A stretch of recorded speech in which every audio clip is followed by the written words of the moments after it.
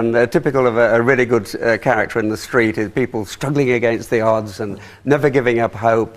You cry with them, you laugh with them. And, of course, to do that, the actress playing it has to have some qualities which Liz Dawn had. She was actually a beautiful person, very lovable, and a lot brighter than she let on as well. Yeah, but I think William Roach is a lot brighter than Ken Barlow. I get that impression. Well, Ken's supposed to be intelligent, and I would say that's where the acting comes in. Yeah. He went to university and everything. Yeah, but you have a kind of more of an intuitive intelligence maybe than a taught one. I don't know. Intelligence is information. I don't know. I just got an understanding of spiritual things because I had a great fear of death and infinity. Well, infinity seems a strange fear, but I was terrified of the great open blackness of the skies, and I felt there's something beyond there. My fear of death, I didn't get the answers I needed.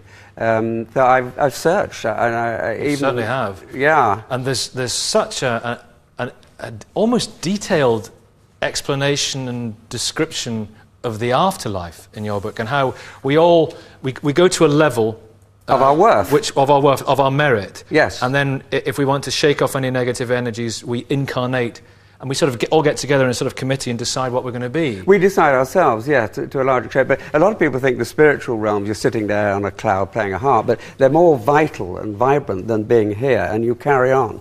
We come here to work out certain things, to learn the difference between good and evil and all those sort of things in the physical plane. And we reach a level of spiritual maturity where we don't need to come here anymore, and then we carry on purely in the spiritual realm. Some do. Then, when you go on in the spiritual realm, to become great teachers, some will incarnate, like Jesus and many other people, in order to bring great, wonderful messages to us. And you say Jesus came to bring us the message of love. Buddha of wisdom, Buddha and Muhammad of courage. I believe so. But then yes. once men got hold of those messages, they became distorted through dogma and religion. The trouble with religion is theology, which is man's interpretation. Of course, man's doing his best to interpret, but when the great flood of love came in with Jesus, and with him when he was around, everyone understood. Basically, we're all spiritual beings, and as such, we're very loving and love each other. But the ego that we have around us has built up this little persona, which might be violent and aggressive and looking to its animal needs. And that's what you meet. And the more horrible somebody is like that, the more love that they need to talk to that spirit that's inside. And we're all trying to express our spiritual self. The more we can let that shine through, the happier we are, the more loving we are, the more vibrant and better everything becomes. Once you know that, and once you have evidence that there is life going on in the spiritual realm, which there is, it is then up to us to explore what that is, to realize that we're spiritual beings, that as such we are immortal, and it's wonderful when we go home. We get it the wrong way round. When we die, we're actually going home. So the more we can allow that spiritual side in us to shine through our animal natures, the better we become. You get back. We live under a law of cause and effect. You get back what you give out. So if you love, that is letting your true self shine out, you will get love back and harmony. You talk about those people who have achieved the perfect state of consciousness Yes. and wisdom and do return here because of their love of humanity and are amongst us, but they keep a low profile. The tremendously wise, I don't think there's any here, actually. But there may well be. But who knows? Where are these people? You won't know them unless you're ready. You see, they will not be out publicising themselves, putting advertisements in, I'm an enlightened person. As you raise your consciousness, people that you need, you will be drawn to them. Yes. And the teaching that you need is always available. It's up to you as an individual to refine and improve yourself, and then your awareness raises, your understanding rises, and you meet the people that you need to teach you. I do not believe in original sin. I believe in original love and purity.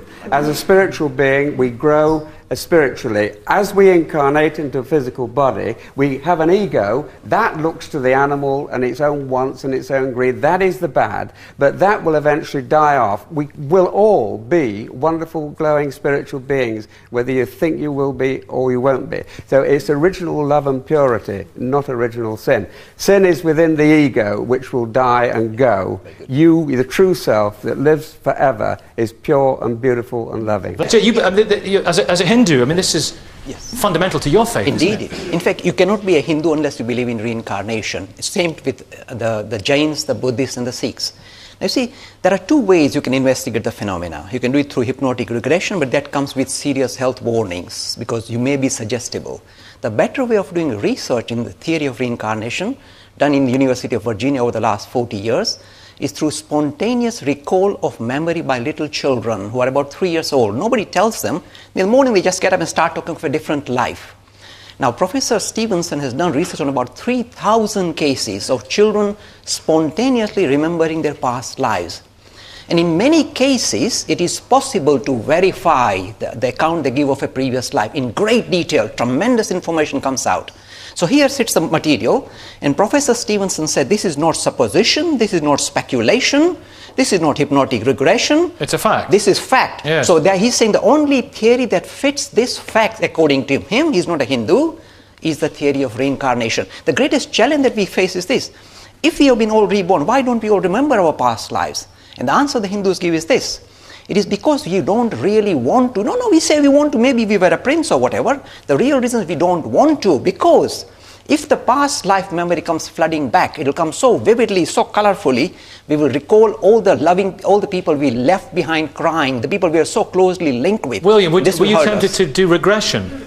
I'm not too happy about regression, because under hypnosis I think we become mediumistic, and you might be picking up another entity. A regression does not necessarily take you back. All you need to know is what you are now is a sum total of what you have been. You don't need to go back. If we needed to know that, we would. It's complicated enough dealing with our current life. But let me just say, can I just say one thing?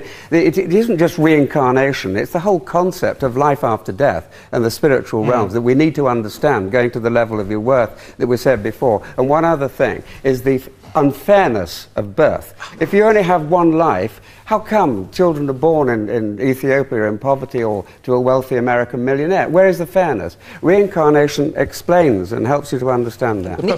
Kevin, formerly known as Prince, wants to come back very quickly. Just to come back to Mr. Roach, I am actually a psychic medium, and it's completely different how I felt. As when I brought through for other people, it's completely different. Anthony Such, Father Such, it's tremendously attractive if you get it wrong. Father Such, if you get it wrong, I know this is right in your field, Jay, bamboozled from the left. There's other people here, you know. Security.